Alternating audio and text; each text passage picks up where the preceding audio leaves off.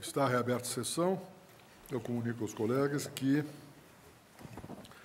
estão presentes no plenário os alunos do curso de Direito da Faculdade Aldete Maria Aves Fama, da cidade de Iturama, Minas Gerais, acompanhados pelo seu professor Nelson Reis Oberlander Júnior. Sejam bem-vindos. Retornamos o julgamento da DIN 3540 e peço licença aos colegas, considerando que sou autor do despacho objeto de decisão nesse momento, e o ministro relator Celso de Mello conclui seu voto no sentido de não referendar a decisão que tomei no dia 25 de julho de 2005. O fiz considerando a leitura que havia feito naquele momento do inciso 3º do artigo 225, parágrafo 1º, na linha suscitada pelo excelentíssimo senhor Procurador-Geral. Quero afirmar que, naquele primeiro momento, me surtiu dúvidas em relação à redação do artigo e também à abrangência daquela expressão alteração e supressão. Entendi, então, conveniente, por política judiciária, a concessão da liminar, porque evitaria as dificuldades que poderiam surgir no sentido contrário. E, então, fizemos um apelo, claramente respondido pelo ministro Celso de Mello, para trazer o despacho de imediato, uma vez que o indeferimento da liminar naquele momento poderia jogar uma decisão por mais tempo do tribunal, e nós teríamos a possibilidade de termos a realização de uma série de atos que poderiam ser atingidos por aquela decisão. Então, agora, ouvindo atentamente o voto do ministro Celso de Mello, ficou, no meu ponto de vista, absolutamente claro que as alterações e a supressão referida no inciso 3º, parágrafo 1º do artigo 225, diz respeito à própria constituição do espaço geográfico abrangido pela área de preservação. Aliás, eu me recordo, quando vi o voto do ministro Celso de Mello, que nós chegamos a discutir isto no caso de Veadeiros, Chapada dos Veadeiros, em que foi advogado, eu tenho a impressão que era algo relativo ao ministro Xavier Albuquerque, em que discutimos esse assunto e verificamos exatamente que as alterações que tinham sido introduzidas na Chapada dos Veadeiros havia sido feita por meio de ato administrativo e não através de lei. E aí nós discutimos, então, se a supressão e a alteração tinha que ser feito por lei, e o tribunal entendeu de que não só a supressão, ou seja, o desaparecimento da extinção da área de preservação, mas também a sua alteração no seu desenho geográfico, topográfico, deveria ser objeto de lei, não ficando, portanto, ao alvedrio do Poder Executivo. Mas, no caso em espécie, ficou muito claro, pelo voto do ministro Celso de Mello, que aqui se trata de meramente forma pelo qual se viabiliza ou se legitima a exploração de área estabelecida de preservação ambiental. Porque, evidentemente, que a preservação do ambiente ecologicamente equilibrado não significa a sua estagnação. Significa, sim, que os atos de exploração não serão aqueles atos de exploração permitidos na forma do direito comum, mas sim através de uma série de medidas de preservação. Em face dessas considerações, não me estendo mais, eu acompanho o relator no sentido de não referendar a decisão por mim prolatada no dia 25 de julho. Ministro Eros Grau. Senhor presidente, tenho breve anotação. O inciso 3º do parágrafo 1º do artigo 225 da Constituição do Brasil respeita a espaços territoriais especialmente protegidos, unidades de conservação, não a vegetação existente nessas áreas. Não impõe legalidade estrita, reserva da lei, para que se dê a supressão da vegetação de que trata o artigo 4º da medida provisória 2166. A supressão de vegetação em espaços territoriais especialmente protegidos, sujeita à autorização do órgão ambiental competente, pode ser definida caso a caso por esse órgão. O que se não pode é suprimir qualquer dos espaços territoriais especialmente protegidos, sem que a lei, em sentido formal, o determine. Aqui se trata mesmo de lei em sentido formal, ainda que não em sentido material. Lei em sentido formal, que permita a supressão de espaços territoriais, especialmente protegidos, consubstanciará uma autêntica lei-medida, que a doutrina alemã chama de Maßnahmengesetze, produto do movimento que Vigorita refere como administrativizazione do direito público. Aí a fratura entre hierarquia formal e substancial e a divergência entre força e valor jurídico formal e relevância efetiva dos atos legislativos e administrativos. As leis-medidas são leis apenas em sentido formal, não o sendo, contudo, em sentido material. Cuida-se, então, de lei não norma, lei que não é norma jurídica dotada de generalidade e abstração, lei que não constitui preceito primário no sentido de que se impõe por força própria autônoma. A supressão de espaços territoriais especialmente protegidos depende de manifestação do Legislativo, lei-medida, nos termos do disposto no inciso 3 do parágrafo 1º do artigo 225 da Constituição do Brasil. Não, no entanto, a supressão de vegetação existente nessas áreas. Por essas razões, senhor presidente, além daquelas enunciadas pelo eminente relator, voto no sentido de que não seja referendada a decisão, acompanhando, depois, o ministro relator. Ministro Joaquim Barbosa. Com o relator, senhor presidente. Ministro Carlos Brito. Presidente, me permite dizer que me preocupa a redação da MP posta em xeque a partir do seu artigo 4º, ou da nova redação do artigo 4º, dada ao Código Florestal. Diz o artigo 4º, a supressão de vegetação em área de preservação permanente, e já começa a me preocupar, a supressão de vegetação em área de preservação permanente. Porque suprimir não é extinguir, é extirpar, é arrancar, é erradicar, é eliminar.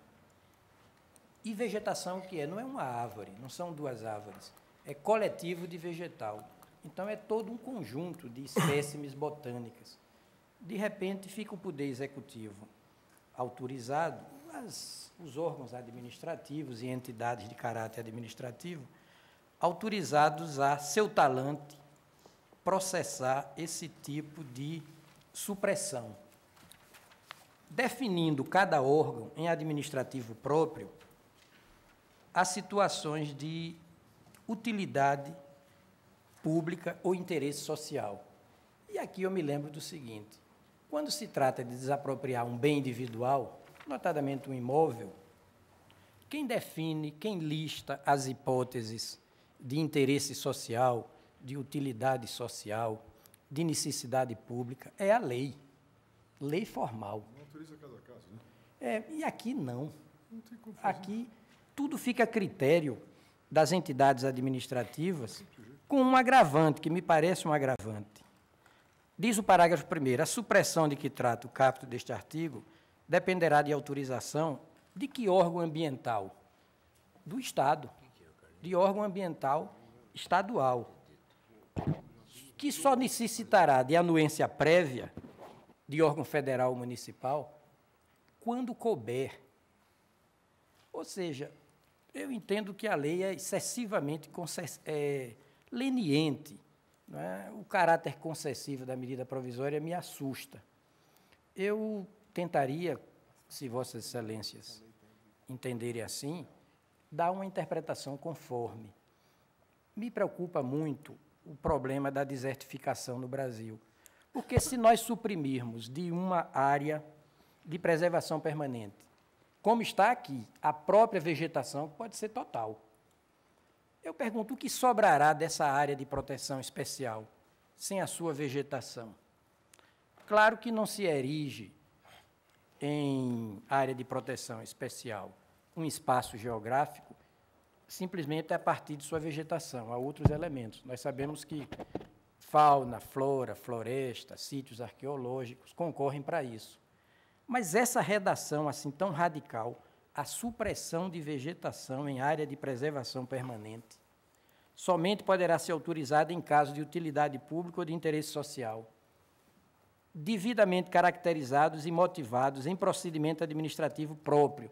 Vale dizer, O que a medida provisória faz é delegar aos órgãos e entidades de caráter administrativo uma discricionariedade que realmente me preocupa, me coloca numa situação de perplexidade. Se Vossa Excelência me permitir, eu diria que essa discricionariedade é uma discricionariedade regrada, porque a lei, a medida provisória é muito clara ao estabelecer certos condicionamentos que restringem a ação administrativa, na medida em que não se legitima, nem se viabiliza, e muito menos se permite a supressão de vegetação pura e simples. Ao contrário, não só a este pressuposto de legitimação, que é a existência de utilidade pública ou de interesse social, mas mais, impõe-se que esses pressupostos se comprovem em procedimento administrativo próprio, e mais, estabelece-se uma restrição, desde que não haja alternativa técnica ou alternativa locacional àquele empreendimento proposto. E mais, a própria Constituição, numa cláusula que independe aqui de lei ou de ato administrativo, mas que se impõe à observância do poder público, no próprio artigo 225, parágrafo 1º, inciso 3º, na sua parte final, quando diz o seguinte: vedada qualquer utilização, eu vejo a preocupação de Vossa Excelência, que comprometa a integridade dos atributos que justifiquem aquela especial proteção. Eu anotei isso. Pois é, nesse ponto, quer dizer, é claro, essa é uma cláusula que se impõe por força de sua própria autoridade e que independe. Sim. Agora, é claro, esse é um problema sério, mas que não é viabilizado pela medida provisória. E esse temperamento, esse condicionamento posto pela lei, a meu ver, elimina a hipótese de uma desertificação da E a própria área cláusula final da norma constitucional que diz o seguinte, Quer dizer, nenhuma atividade, nada será lícito, não é, vedando-se qualquer utilização que comprometa a integridade dos atributos que justificaram o estabelecimento daquele estatuto jurídico de especial proteção àquela área territorial. Veja o parágrafo 4º da medida provisória, aliás, do artigo 4º. Certo. O órgão ambiental competente indicará previamente a emissão da autorização para supressão de vegetação em área de preservação permanente as medidas mitigadoras e compensatórias que deverão ser adotadas pelo órgão empreendedor. Ou seja, estabelece a forma pelo qual não representa exatamente essa desertificação. Não poderíamos dar uma interpretação conforme para deixar claro que essa autorização não significa de nenhum modo desnaturar o espaço e muito menos extirpá-lo, extingui-lo. Mas está visto, está no próprio texto. Você pode botar como obterdicto. Porque eu fico preocupado com isso. A supressão de vegetação está autorizando suprimir toda uma vegetação em área de proteção especial, de proteção permanente. A supressão de toda a vegetação não importaria no que está vedado por este. Na cláusula constitucional. Seria suficiente a cláusula constitucional para vedar? Porque aqui, quer dizer, a incidência dessa parte final da cláusula constitucional, quer dizer, ela independe de qualquer ato de intermediação normativa. Quer dizer, vedada, quer dizer, é uma norma proibitiva, de eficácia plena e de aplicabilidade imediata. A cláusula vedatória tem aplicabilidade imediata aqui. Vedada qualquer utilização que comprometa a integridade dos atributos que justifiquem, ou, no caso, que justificaram a instituição de um estatuto de proteção àquela área territorial. Sabe, Excelência, como eu interpreto essa parte final do parágrafo, do inciso 3º do artigo 225, como imposição de um limite à própria lei. Quer dizer, nem a lei pode incidir nesse tipo de comprometimento. Acho que não. Quer dizer, mais do que se dirigir à atividade administrativa, é um limite que se impõe à própria lei. Porque aqui está dizendo, somente através de lei. Ainda assim, através de lei, vedada qualquer utilização que comprometa essa cláusula a integridade de vedação dos É atributos. de utilização e não da supressão ou alteração. Mas essa cláusula de vedação, a mim me parece, quer dizer, ela neutraliza, digamos, eventuais excessos que possam surgir, não é, da ação do empreendedor, uma vez satisfeitas essas várias exigências que a própria medida provisória estabelece. O importante, o que me parece, é que, procedendo-se a uma leitura comparativa entre os diversos textos que compõem a legislação ambiental brasileira, eu notei que, quer dizer, que essas limitações definidas no artigo 4º representaram um avanço significativo na medida em que estabeleceram vários condicionamentos, a ponto de impedir que o juízo discricionário da administração pública se formule de uma maneira absoluta. Por isso que eu falei, há uma situação de discricionariedade regrada e precisa, que delimita o próprio exercício pela autoridade pública dos seus poderes administrativos. Eu vejo que perpassa por toda medida provisória um espírito de leniência, de frouxidão. Me impressiona muito também o parágrafo 5º, que diz assim: a supressão de vegetação nativa, protetora de nascentes ou de dunas e mangues, de que tratam respectivamente as alíneas tal, somente poderá ser autorizada, quer dizer, até isso pode ser autorizada administrativamente, em caso de utilidade pública, a ser definido o caso também administrativamente. E nós sabemos... Veja, Vossa Excelência, a legislação sobre desapropriação... Não, é que não pode haver uma norma de caráter geral sobre esses casos específicos. Sim, as situações de utilidade pública, necessidade pública, interesse social, quer dizer, a própria legislação, quer dizer, são cláusulas abertas, indeterminadas, mas que sofrem, nesse caso específico, um especial condicionamento por força deste regramento que condiciona a formulação do juízo discricionário. Até as nascentes poderão ser desprotegidas.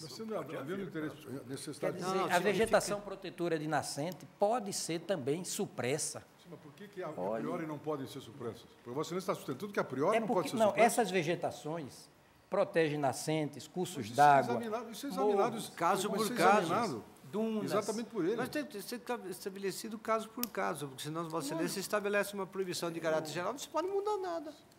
Eu vou pedir vênia ao eminente relator, ao eminente ministro Jobim, que reconsiderou seu voto, mas nos termos em que está redigida a medida provisória, eu sou neste momento, pelo referendo. que seja referendado, neste momento, que ainda é num juízo de delibação, pelo referendo. Senhor presidente, eu vou pedir vênia ao eminente ministro Carlos Brito, eu estou inteiramente de acordo com a interpretação que o eminente relator e a Vossa Excelência agora também deu. Eu acho que a cláusula constitucional distingue duas situações, parece muito claro. No primeiro tempo do período, ela trata da alteração e da supressão. E no segundo termo, ela trata do uso. Ela só submete à exigência de lei a alteração e supressão. Portanto, não se trata de alteração e supressão que decorram de regulamentação de uso, porque o uso não está submetido, isto é, a disciplina do uso não depende de lei, ou seja, depende de ato administrativo.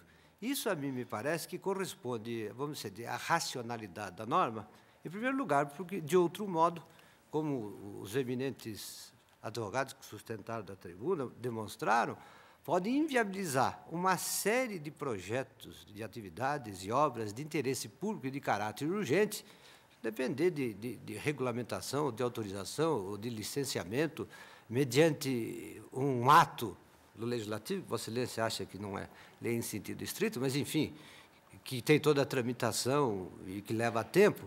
E o segundo lado é que eu acho que este critério constitucional de controle dos atos administrativos é importante porque é mais fácil controlar a prática de um ato administrativo do que controlar a edição de uma lei que autorize. Eu acho que essa racionalidade da norma mostra bem que, de fato, o uso, isto é, diante das circunstâncias do caso concreto, pode, eventualmente, implicar um desvio de poder que tem correção imediata, o que seria dificílimo se ela dependesse de um ato legislativo que não pode ser questionado sob o aspecto do seu merecimento, etc. Razão por que eu peço vênia e acompanho integralmente o voto do eminente relator. Presidente, também eu, pedindo vênia ao ministro Carlos Brito, acompanho o brilhantíssimo voto do eminente relator e, mais, além das razões postas por Sua Excelência, por conta dos dados que nos foram trazidos nas sustentações orais, onde os amici curiae elencaram um grande número de iniciativas de obras importantes que estão inviabilizadas pela manutenção desta medida liminar. Tudo indica, portanto, a ocorrência do perículo in mora inverso. Eu acompanho o eminente relator. Ministro.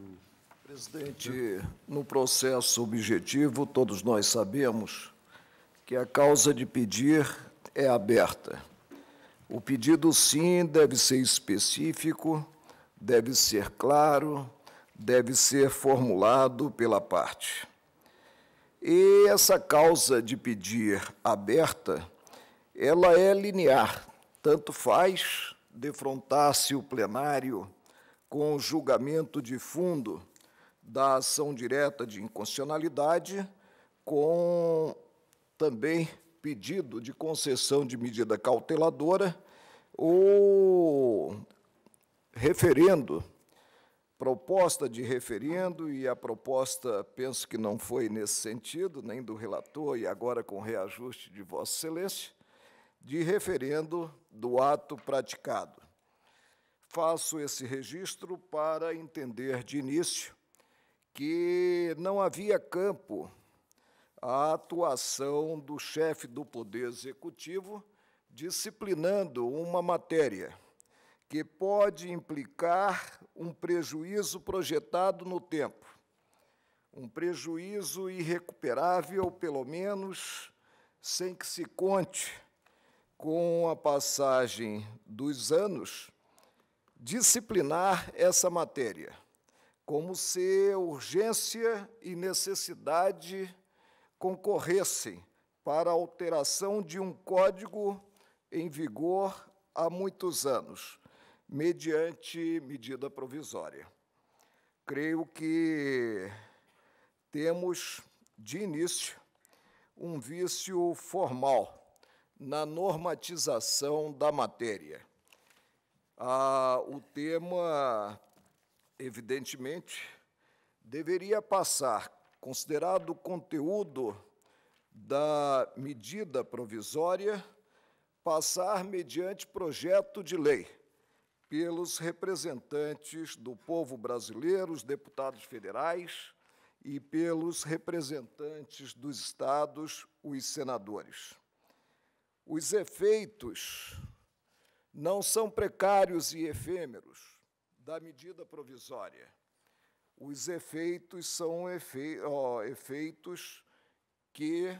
Ministro, só para lembrar, para o seu argumento, terá que examinar essa medida provisória, ela está sobre a égide da emenda provisória, da emenda constitucional no 32, artigo 2º, que acabou as medidas provisórias então, não ditadas temos que examiná-la, então temos que declarar inadequada a ação ajuizada, já que concorreria um bio de indenidade, sobrepondo-se até mesmo à medida provisória, à própria Carta da República, aos preceitos permanentes dessa Carta. Estou dizendo que o fundamento de não uso de medida provisória está referendado pela... O problema é saber se tem que ser por lei ou não. Os pressupostos de urgência e de relevância, por força do artigo 2º da emenda constitucional 32. Perdão, mas uma coisa é dizer-se que aquelas medidas provisórias pendentes de apreciação à época da emenda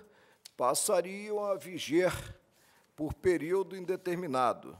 E algo diametralmente oposto é concluir-se que não cumpre ao guardião, ao guarda maior da Constituição Federal, apreciar a harmonia ou não dessa medida provisória pendente com a Constituição Federal. Mas teria que declarar inconstitucional o artigo 2º da emenda provisória. Não, eu aprecio apenas o ato, e aí vou ficar jungido ao pedido formulado pelo Procurador-Geral da República, o ato atacado mediante a ação direta de inconstitucionalidade. Presidente, para mim seria suficiente esse aspecto, visando o endosso de um ato da presidência, um ato de Vossa Excelência, e Vossa Excelência já evoluiu ou involuiu, que repercutiu muito na imprensa e hoje eu entendo até mesmo móvel dessa repercussão no que ouvi 5 sustentações da tribuna, todas elas, ou quase todas elas, calcadas num interesse que eu diria isolado e momentâneo, que é o interesse econômico, e não ouvi, a não ser o Procurador-Geral da República, autor da ação, uma única voz em defesa do ato de Vossa Excelência. Nenhum mesmo. Nem Vossa Excelência mesmo. Mas contenta-me a essa altura constatar que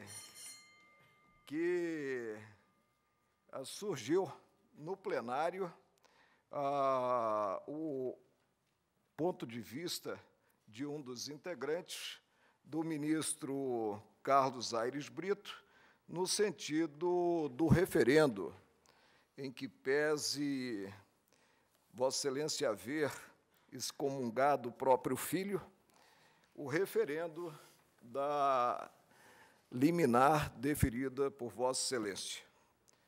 O que nos vem, presidente, considerado o meio ambiente da lei fundamental? Nos vem uma proclamação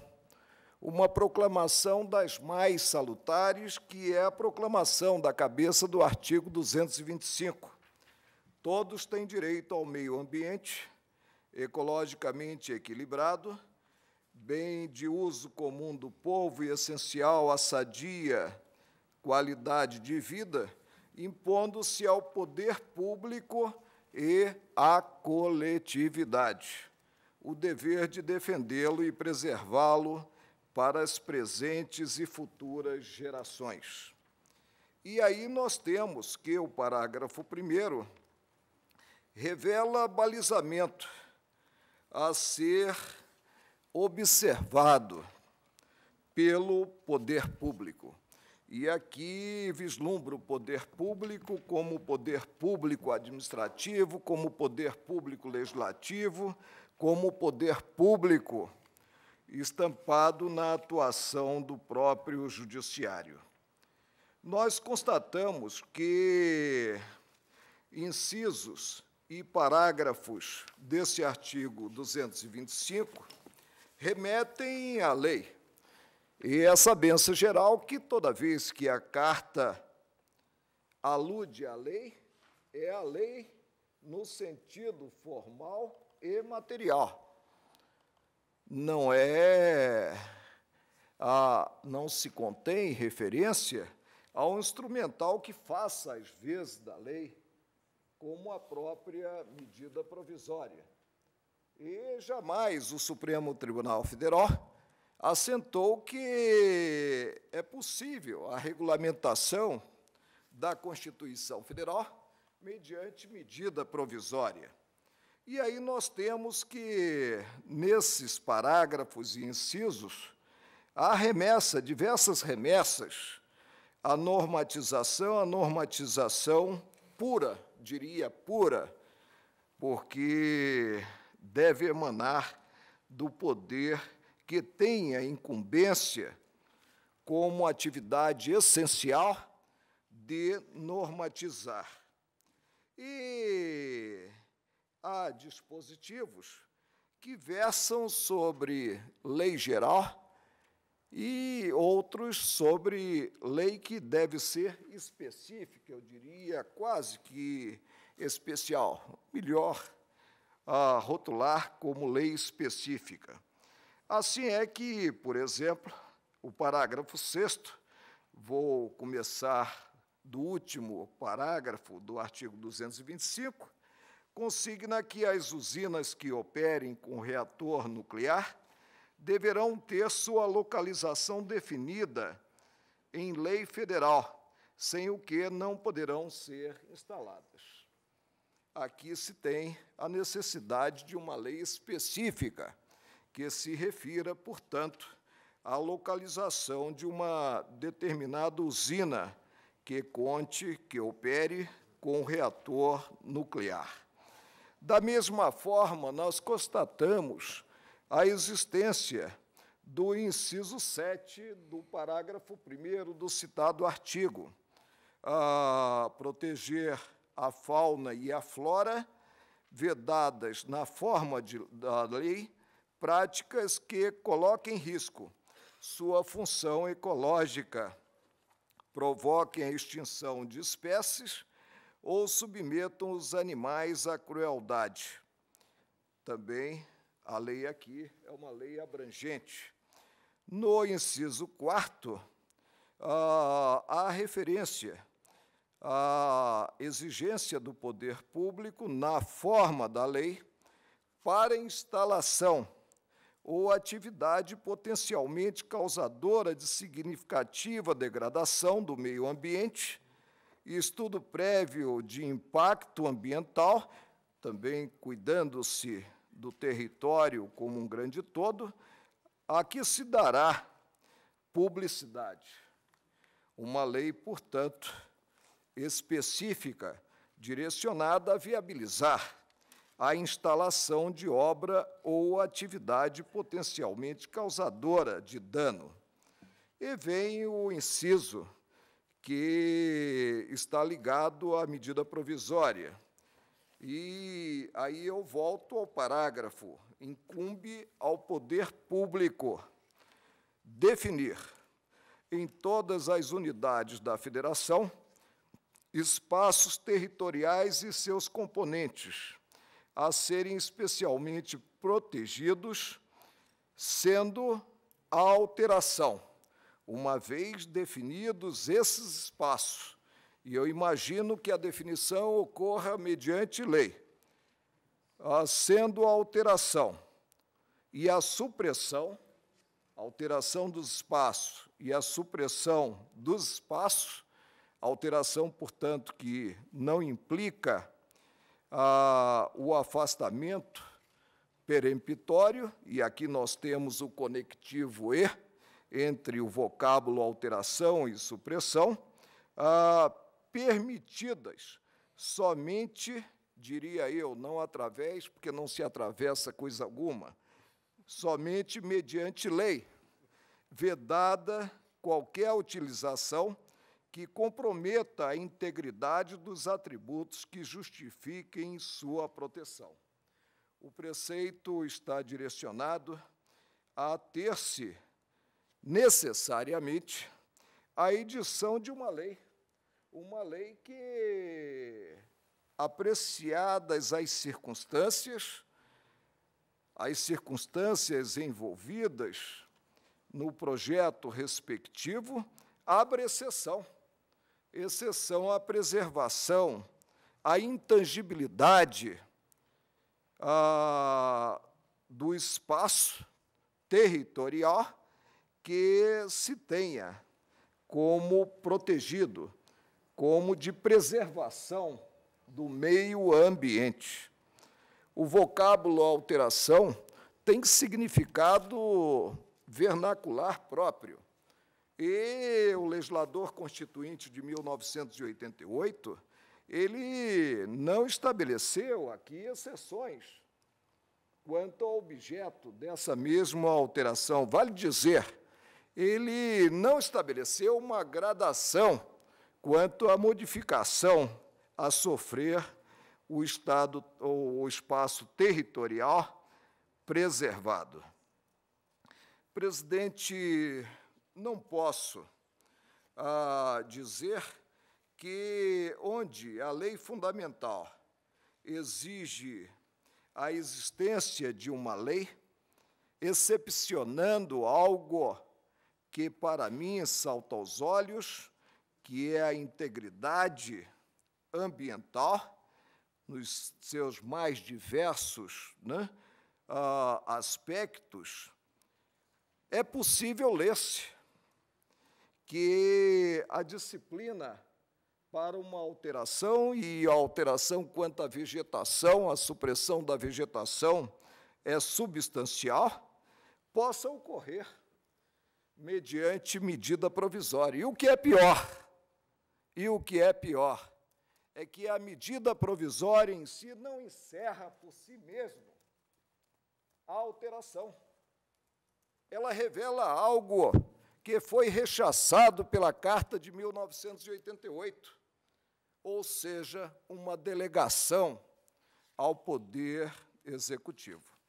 Presidente, termino dizendo que pobre Mãe Terra, pobres gerações presentes e futuras, no que se acaba por olvidar os parâmetros da Carta da República, os parâmetros voltados ao meio ambiente, à integridade do meio ambiente, ao respeito ao meio ambiente, no que é indispensável ao próprio homem. Peço vênia a Vossa Excelência, ao ministro. Aliás, não pediria se Vossa Excelência tivesse mantido, né, o ato formalizado. Peço vênia ao relator e aos que o acompanharam para assentar que, sopesados os valores, sopesado o valor relativo ao desenvolvimento econômico, à exploração, não no sentido pejorativo, à exploração econômica e à preservação visada pela Constituição Federal, vejo um risco maior em manter-se essa avenida, em termos de delegação, aberta pela medida provisória.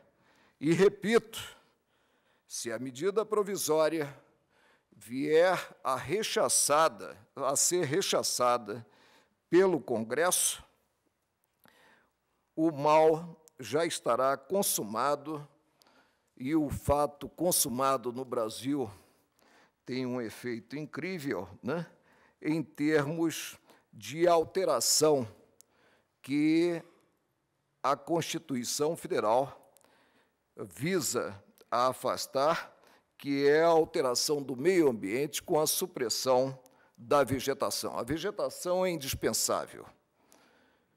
Em se tratando de território, é indispensável a ter-se como preservado o meio ambiente, referendo, portanto, o ato inicial de Vossa Excelência e que foi formalizado no processo, seguindo-se uma barulheira incrível em termos de mídia, e hoje, com as sustentações da tribuna, eu compreendi a razão de ser dessa mesma barulheira. Senhor presidente, apenas uma observação.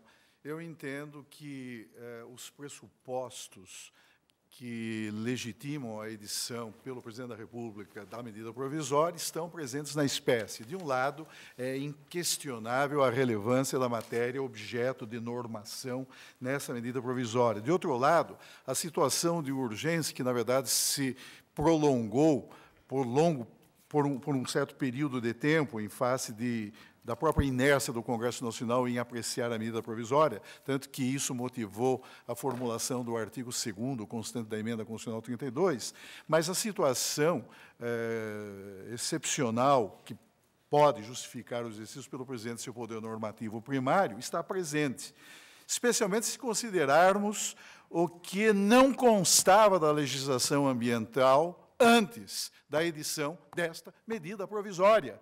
E o artigo 4º do Código Florestal, na redação que lhe deu esta medida provisória, na verdade, ao contrário, mostrou-se de absoluta fidelidade aos valores constitucionais, cuja preservação a Carta Política delineou de maneira muito clara. Essa norma legal, na verdade, reforça e enfatiza a própria razão de ser subjacente à regra constitucional, à cláusula constitucional em discussão, e cujo propósito é um só, o de preservar a integridade do meio ambiente. E, além disso, senhor presidente, é preciso observar que o ato normativo em questão estabeleceu um procedimento, estabeleceu condicionamentos, impôs restrições e limitações ao poder público para efeito de autorizar a atividade referida no artigo 4º. E é também preciso assinalar, na linha dessa preocupação, que é corretíssima, do ministro Marco Aurélio, do ministro Carlos Brito e de todos nós, que se eventualmente a execução de atividade nessas áreas postas sob regime de especial proteção se qualificar como atividade potencialmente causadora de significativa degradação ambiental, aí se impõe a observância de uma cláusula que também se acha na Constituição e que exige,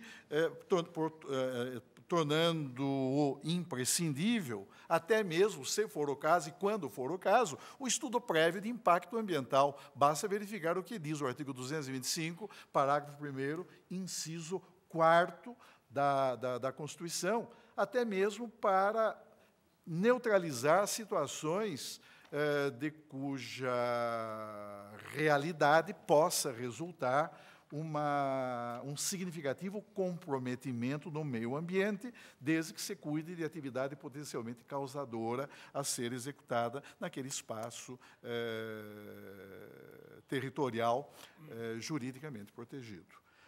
Por isso, senhor presidente, eu peço vênia para confirmar o meu voto e entender presentes, no caso, os pressupostos legitimadores da edição da medida provisória, ainda mais porque, sem as regras dela constantes, estabelece-se uma situação que aí sim gerará claro e preocupante comprometimento ao interesse público.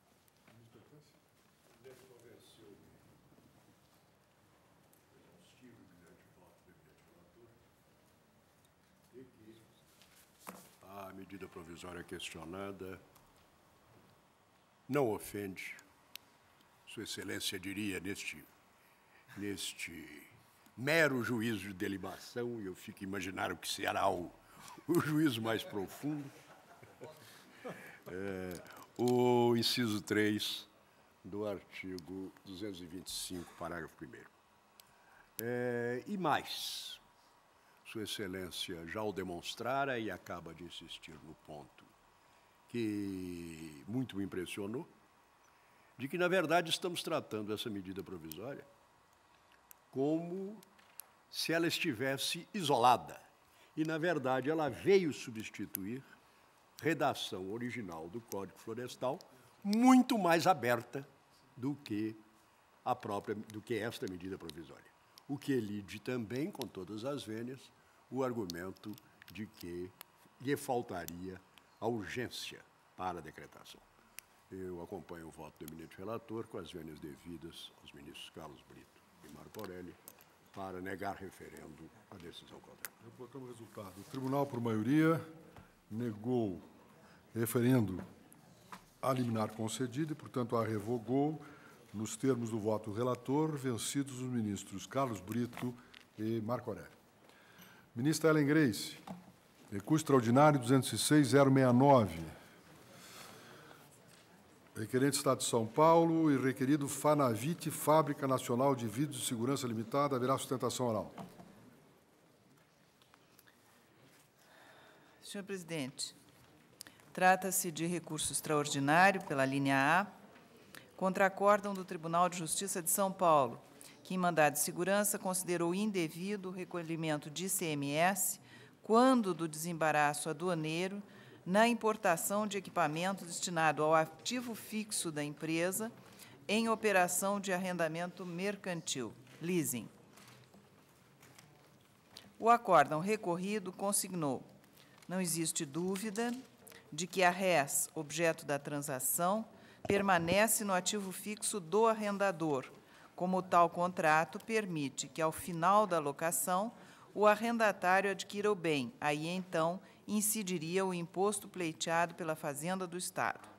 Não se tratando de circulação de mercadorias, nem de entrada de mercadoria destinada a ativo fixo, ou seja, mercadoria destinada do exterior pelo proprietário do estabelecimento, não há que se falar em ICMS. Como bem lembrado pela meritíssima juíza sentenciante, de acordo com a argumentação inicialmente adotada, só se pode entender como entrado na esfera dominial do arrendatário ou da impetrante o equipamento importado por ocasião da opção de compra, que poderá ou não se concretizar em fase futura e não na presente. A incidência do ICMS só será possível e exigível com a opção de compra, se feita pelo arrendatário. Se a opção for feita, terá plenamente direito a Fazenda do Estado em exigir o imposto ora reclamado. Fecho aspas, é o teor do acórdão recorrido. No seu recurso, o Estado de São Paulo sustenta a violação ao artigo 155, inciso 1º-B, parágrafo 2º, inciso 9º e 12, letras A e D do artigo 2º da Constituição Federal. Entende, em síntese, o recorrente, que o acórdão recorrido pretende ressuscitar tese no sentido de que o ICMS não incidiria sobre a importação de bens de capital e que é inaplicável à súmula 570 do Supremo Tribunal Federal. Aduz que a Carta de 1988 aboliu a qualificação constante da Emenda Constitucional número 23 de 83, no sentido de que a entrada da mercadoria 23 de 93, no sentido de que a entrada da mercadoria se desse em estabelecimento comercial, industrial ou produtor, e ampliou, portanto, a incidência do ICMS para que abrangesse a entrada de qualquer mercadoria importada, seja para consumo ou uso próprio do importador, seja para integrar o seu ativo fixo. Toda e qualquer entrada de mercadoria ou bens, incluídos aqueles objeto de contrato de leasing importados do exterior, promovida por qualquer pessoa, tenha a destinação que tiver, sofre a incidência de ICMS, pois nenhuma exceção foi feita. Foram apresentadas contrarrazões. O parecer do Ministério Público Federal é no sentido do desprovimento do recurso. Este é o relatório. Estado de São Paulo, falará o doutor Ailton Marcelo Barbosa da Silva, procurador. Excelentíssimo senhor presidente dessa excelsa corte, excelentíssima senhora relatora, excelentíssimo senhor representante do Ministério Público, demais ministros aqui presentes. O Estado de São Paulo ousa tomar essa tribuna para repor alguns pontos que entende relevantes e afastar alguns fundamentos que poderiam ser objeto de impedimento do provimento do recurso. Em primeiro lugar, o que se tem aqui é um caso diverso do caso já conhecido por esse tribunal, em que se trata de importação por pessoa física ou pessoa jurídica não contribuinte. No caso, há uma pessoa jurídica contribuinte de ICMS, que é o arrendatário do bem ou da máquina que é trazida do exterior. Portanto, afasta-se o entendimento da Corte, que estabelecia que, havendo a importação por pessoa física ou por pessoa jurídica não contribuinte, não haveria possibilidade de incidência do ICMS. Por outro lado, é interessante observar também a questão relativa ao conceito de mercadoria colocada no texto constitucional e da efetiva incidência do ICMS. O dispositivo constitucional traz dois fatores de incidência muito claros desse tributo. O primeiro fator, colocado no artigo 155, é a circulação de mercadorias ou a prestação de serviços. Mas não é desta hipótese de incidência tributária de que se cuida. Por quê? Porque o parágrafo 2º, inciso 9, do artigo 155, deixa claro que o mesmo tributo que incidia originariamente sobre a circulação de mercadoria incidirá também sobre a entrada de mercadoria provinda do exterior. A fim de se anotar, a operação realizada é prévia à mudança constitucional da Emenda 31. Então, no dispositivo originário, o texto se reportava a entrada de mercadoria importada do exterior, ainda quando se tratar de bem destinado a consumo ou ativo fixo do estabelecimento. O ressalto que se dá a este ponto se dá em razão de um segundo elemento. Muito se discute se, na operação de leasing ou de arrendamento mercantil, nós não teríamos, em virtude da inexistência da transferência da propriedade, um efetivo fator de incidência do ICMS. E por que essa discussão ganha relevo nessas operações? No primeiro momento, porque se a operação de transferência de mercadoria se desse no âmbito interno pela operação de arrendamento mercantil, não haveria qualquer problema. Na primeira operação, entre o fabricante do equipamento e o agente arrendador, incidiria o ICMS. Na segunda operação, de natureza puramente financeira, não haveria questão de incidência do tributo. Porém, quando essa operação se dá a partir do exterior, a partir de território alienígena, o que nós temos? Uma operação de transferência de mercadoria no exterior entre o fabricante e o arrendador, que remete, em virtude de operação financeira, o produto para o território nacional. E aí, se aplicada a mesma tese, não teríamos incidência de ICMS. Mas o que é extremamente importante é que o ICMS não incide apenas em circulação de mercadorias. O segundo dispositivo, o segundo fato gerador do tributo, do parágrafo 2º, inciso 11, inciso 9, é bastante claro que o mesmo tributo incide sobre ingresso de mercadoria oriunda do território, de território alienígena. E é interessante observar, num ponto, o ponto no qual se pronunciou o eminente ministro Marco Aurélio, quando do julgamento do RE 185789, no qual o mesmo assim asseverou.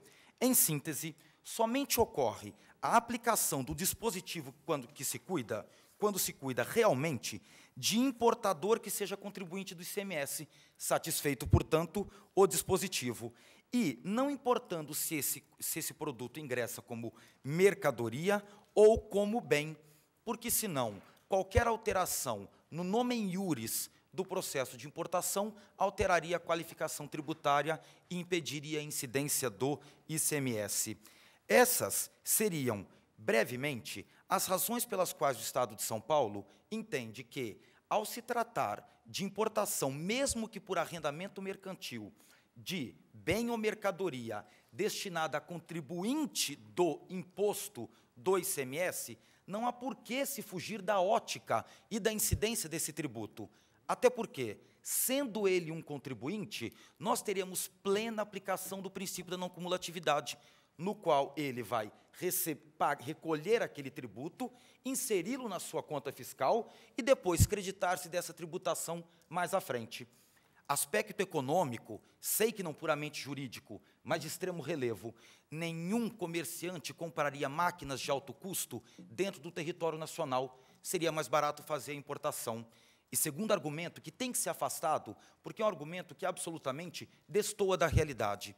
No mercado de hoje, nenhuma empresa compra um equipamento de alto custo e depois efetua a opção de compra.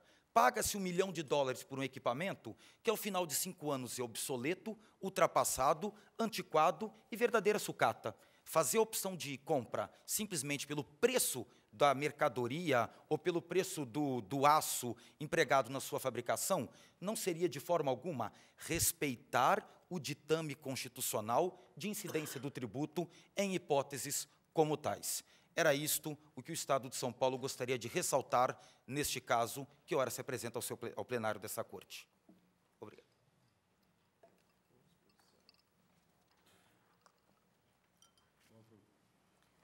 O voto, presidente. O presente recurso extraordinário traz à baila 2 problemas distintos. O primeiro, o da natureza jurídica do contrato de arrendamento mercantil ou leasing. Segundo, o da efetiva ocorrência ou não do fato gerador do ICMS quando da entrada de mercadoria importada por força deste contrato. Quanto ao primeiro ponto, anoto que a colenda primeira turma, na análise do RE 106.047, de 19 de novembro de 1985, recurso extraordinário esse relatado pelo ministro Rafael Maier, assentou a equivalência entre a operação de leasing e a locação de bem móvel, de modo a atrair a incidência do ISS, Imposto sobre Serviços, de competência municipal. Eu refiro aqui o teor da emenda. Já no que concerne à hipótese de incidência do Imposto sobre Circulação de Mercadorias, antecessor do atual ICMS, este tribunal já teve oportunidade de asseverar o seguinte, aspas, ICM, para sua incidência não basta simples deslocamento físico da mercadoria do estabelecimento comercial, industrial ou produtor. Faz-se mister que a saída importe num negócio jurídico ou numa operação econômica. Embargos conhecidos e recebidos. Trata-se dos embargos de declaração no RS 75026, de que foi relator o ministro Xavier de Albuquerque, DJ de 15 de dezembro de 75. Também, sob a égide da Constituição anterior, a segunda turma desta Corte, no julgamento do RE 88703, relatado pelo ministro Leitão de Abreu, assim decidiu.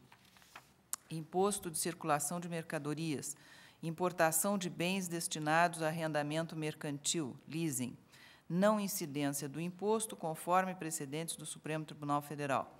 Recurso extraordinário conhecido e provido. A conjugação destes precedentes poderia ensejar a um primeiro exame conclusão assemelhada à adotada pelo Tribunal Estadual, no sentido da não incidência de ICMS sobre a operação de importação efetuada sob o regime de leasing, ante a ausência de transferência da titularidade do bem. A controvérsia travada nestes autos, entretanto, não encontra paradigmas nesta Corte. Portanto, esses precedentes que abordaram o contrato de leasing em ocasião anterior não nos servem. Os precedentes mencionados não examinaram a tributação em ICMS incidente sobre importações efetivadas sob o regime de arrendamento mercantil, mas apenas a imposição tributária envolvendo operações internas de leasing. Todos os exemplos anteriores dizem respeito a operações internas. Exato. Importação para leasing. Não. Operações internas sem importação. Leasing em operações internas.